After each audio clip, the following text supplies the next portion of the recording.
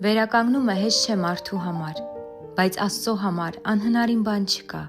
Այն սերը, որը վիրավորվել է կամ անցել է դժվար ճանապարհով, կարող է կրկին կենդանանալ, երբ իր հիմքը դրվում է ոչ թե զգացմունքների, այլ Աստծո շնորհքի վրա։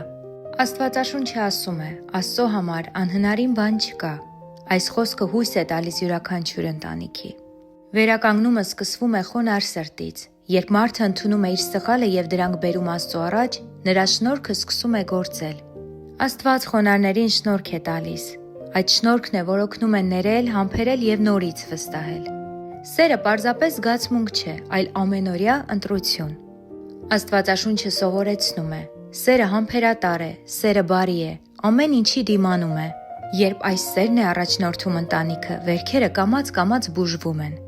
Աստված վերականգնում է ոչ միայն հարաբերությունները, այլ նաև սրտերը։ Նա ասում է. ահա ամեն ինչ նոր եմ անում։ Վերականգնված սերը վկայություն է, որ Աստծո շնորհքը իրական է եւ գործում է նրանց կյանքում, ովքեր վստահում են նրան։ Եթե այսօր ձեր ընտանիքը վերականգնման ճանապարհին է, մի վախեցեք։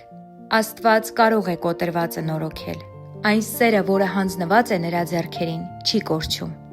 Այն զորանում է, տունը վերականգնվում է, իսկ սրտերը լցվում են հույսով։